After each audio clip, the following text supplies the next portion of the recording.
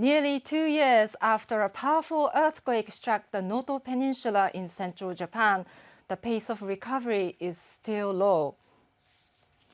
The quake on New Year's Day last year claimed more than 600 lives, including those who died later from related causes. It also devastated an area already suffering from population decline and with a high ratio of elderly residents. These factors have hindered reconstruction efforts, but there is another problem too. Many buildings damaged in the disaster are still standing today, and demolishing them is easier said than done. NHK World's Yamao Kazuhiro explains why. In Wajima City, the New Year's Day earthquake left this wooden house on the brink of collapse. Local residents are worried it could fall at any moment.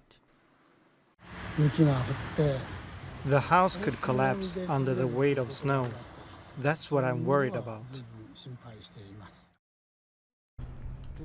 Next-door neighbor Nakamori Koichi has been unable to repair his own house because the building is leaning against it. There's no way I can get repairs done. I can't even set up scaffolding. I hope it will be demolished quickly. When the disaster struck, Nakamori was living with his mother, who is in her 80s. She is still staying with a relative outside the city. Out of fear, the house next door might collapse. I can't bring my mother back here. It's obvious to anyone. If we have another quake, it will fall down. I'm scared about snow too. The reason some buildings damaged by the quake have been left standing is because there's no owner or heir. After investigating, the city found that Nakamori's neighbor had passed away. But local authorities cannot demolish a house without the consent of the owner. NHK has learned there are a total of 114 such cases in 7 municipalities in the Noto Peninsula. Wajima City is now using a special procedure in an effort to get them torn down.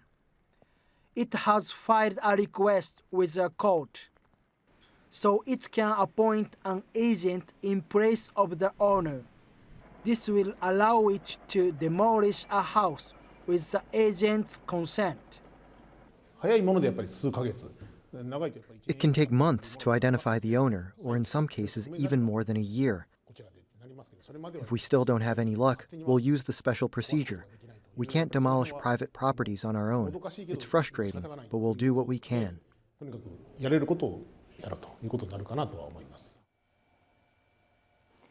We are now joined by NHK World's Yamao Kazuhiro, who filed this report.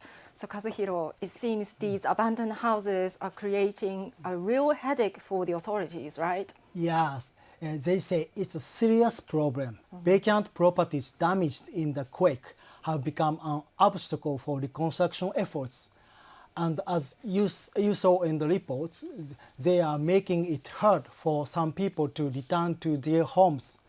Many of these buildings are very unstable. With snow season on the way, concerns are growing about the threats they pose. So the Noto Peninsula has a declining population and a lot of elderly residents. When homeowners die, sometimes their properties remain vacant, and the authorities cannot just tear them down. This issue was clear even before the disaster, but it's now become even more pressing. So Kazuhiro, how are local governments trying to solve the problem? The only way they can do it is by filing a request with the court, so they can tear down these houses legally. But given the number of such cases, it takes time. An expert says a new system should be considered that allows demolition without the consent of owners. The Noto Peninsula is far from the only place in Japan that suffers from population decline, and disasters speed up that decline, which leads to even more vacant houses. So in a way, this is a good lesson for the rest of the country.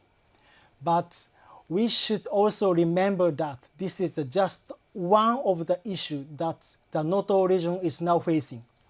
We should not forget all the people there who have lost so much and are still trying to rebuild their lives. I really hope they will soon have something to celebrate at New Year. Thank you very much for your insight, Kazuhiro.